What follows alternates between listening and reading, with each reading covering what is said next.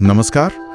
आज हम एक अहम मुद्दे पर बात कर रहे हैं, हमारी शिक्षा प्रणाली। जी। हमारे पास एक स्रोत है, एक विश्लेषण जो सीधा सवाल पूछता है, क्या ये जो पूरा सिस्टम है ये सच में हमें कामयाब बनाने के लिए है या कहीं ये एक जाल जैसा तो नहीं। हाँ, और ये विश्लेषण ना कुछ बहुत सफल लोगों का जिक्र भी करता है, जैसे Bill Gates, mark Zuckerberg, Gautam Adani. अच्छा। और कहता है कि इनमें एक बात कॉमन थी कि ये लोग उस रास्ते से बच निकले जिस पर आज ज्यादातर लोग मतलब अनजाने में ही चल पड़ते हैं।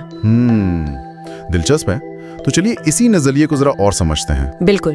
तो ये विश्लेषण कहता है कि एक आम रास्ता है, सबको पता है, स्कूल जाओ, फिर कॉलेज, डिग्री लो, हाँ, फिर नौकरी ढूंढो, है ना। और कई इंटरव्यू के बाद शायद कोई नौकरी मिल भी जाए, अक्सर कम सैलरी वाली। और फिर शुरू होता है लोन का चक्कर, घर का लोन, गाड़ी का लोन, और साथ में नौकरी खोने का डर। अपने जो सपने थे वो कहीं पीछे छूट जाते हैं। जी। इस विश्लेषण में एक उदाहरण भी दिया गया है। एक व्यक्ति है जिसने पोस्ट ग्रेजुएशन किया, बीएड किया, नेट भी क्वालिफाई किया, मतलब करीब 12 साल लगाए पढ़ाई में। बाप रे, 12 साल। हाँ, और 30 की उम्र में भी वो संघर्ष कर रहा है, समाज से कटा हुआ महसूस करता है और कम सैलरी पर काम करने को मजबूर है। अरे ये तो बहुत निराशाजनक लगता है। बिल्कुल। और यहाँ तर्क ये है कि ये जो ढांचा है ना, ये शायद व्यक्तिगत प्रतिभा या रचनात्मकता के लिए बना ही नहीं था। तो फिर किस लिए? इसका मकसद था समाज की पुरानी जरूरतें पूरी करना, जैसे आज्ञाकारी कर्मचारी बनाना, मतलब ऐसे लोग तैयार करना जो बस दिए गए काम करें, ज्यादा सोचे नहीं। विश्लेषण इसकी जड़ें कहाँ तक देखता है? इतिहास में ये इसे 1806 के प्रशिया तक ले जाता है। रशिया, जर्मनी वाला। हाँ, कहते हैं जब वो नेपोलियन से हारे तो उन्होंने एक शिक्षा प्रणाली शुरू की, 8 साल की अनिवार्य स्कूली शिक्षा। अच्छा, क्यों? ताकि ऐसे वफादार सैनिक तैयार हों जो सवाल न करें, बस हुक्म माने। अच्छा, तो ये वहां से शुरू हुआ। हाँ, और फिर जब औद्योगिक क्रांति आई तो फैक्ट्री मालिकों को चाहिए थे ढेरों मजदूर। हाँ बिल्कुल। तो कहते हैं कि इसी प्रशियन मॉडल को फैक्ट्रियों के लिए कर्मचारी बनाने में इस्तेमाल किया गया। फिर से क्रिएटिविटी नहीं, बस निर्देशों का पालन। और भारत में इसका भारत से क्या कनेक्शन है? भारत के लिए 1835 के मैकाले के शिक्षा एक्ट का जिक्र है। Lord Macaulay? हाँ, सुना है। विश्लेषण में मैकाले के शब्दों का हवाला है कि मकसद था ऐसे भारतीय तैयार करना जो खून और रंग में भारतीय हों, पर पसंद, विचार, नैतिकता और बुद्धि में अंग्रेज। ओह, ताकि वो ब्रिटिश राज के काम आ सके। बिल्कुल, उनके एडमिनिस्ट्रेशन में मदद कर सकें, क्लर्क बन सकें। असल में ये तो सोचने वाली बात है। मतलब अगर बुनियाद ये थी तो आज 2024 में ये सिस्टम कितना प्रासंगिक है। और कुछ आंकड़े भी देता है।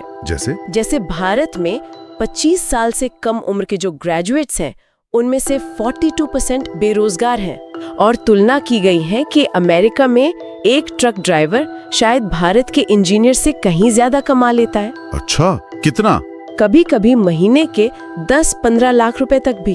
अरे, और बात सिर्फ आम कॉलेजों की नहीं है, आईआईटी जैसे बड़े संस्थानों में भी प्लेसमेंट की समस्या की खबरें हैं। आईआईटी में भी? हाँ, जैसे पिछले कुछ सालों में बॉम्बे कैंपस में 36 छात्र, दिल्ली में 40, कानपुर में 31 ये बिना प्लेसमेंट के रह गए। तो ये विश्लेषण कह रहा है कि सिस्टम हमें आत्मनिर्भर नहीं बना रहा। हाँ बिल्कुल।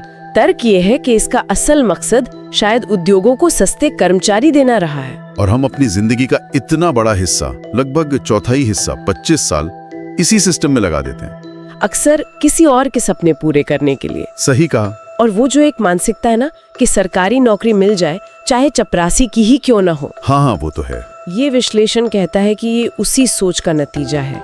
स्कूल, कॉलेज, फिर कोचिंग, लाखों रुपए खर्च करके भी लोग 30-40 हजार की नौकरी के लिए संघर्ष करते हैं। तो फिर अगर समस्या इतनी गहरी है तो रास्ता क्या है?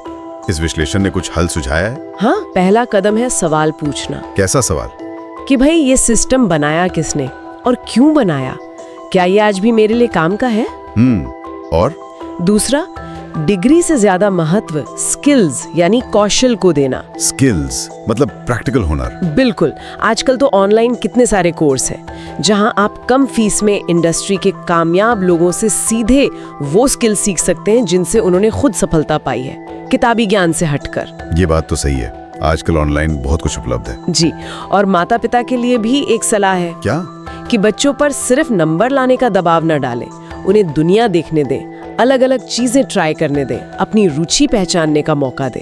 हाँ, मतलब सिर्फ परीक्षा की तैयारी नहीं बल्कि खुद को जानना भी जरूरी है। एग्जैक्टली, परीक्षा जरूरी है पर खुद को समझने के लिए वक्त निकालना शायद उससे भी ज्यादा जरूरी हो सकता है। शिक्षा प्रणाली पर हम इतना भरोसा करते हैं, उसकी जड़ें शायद आज्ञाकारिता और मजदूरी वाली पुरानी जरूरतों में हैं। हाँ, और ये विश्लेषण हमें सोचने पर मजबूर करता है कि क्या ये वाकई आज हमारी व्यक्तिगत क्षमता को, हमारे सपनों को पूरा करने में मदद कर रहा है। और अंत में एक बहुत बड़ा सवाल छोड़ जाता है ये विश्लेषण, क्या कि क्या हमें उसी पुराने रास्ते पर चलकर एक औसत सी जिंदगी जीनी है जहां तनख्वाह महीने के आखिर तक खत्म हो जाए, नौकरी का डर सताता रहे, या फिर अपनी असली क्षमता को पहचानना है, नए हुनर सीखने हैं और शायद लीक से हटकर कुछ नए रास्ते, नए अवसर तलाशने हैं, अपना रास्ता खुद बनाना है। सही।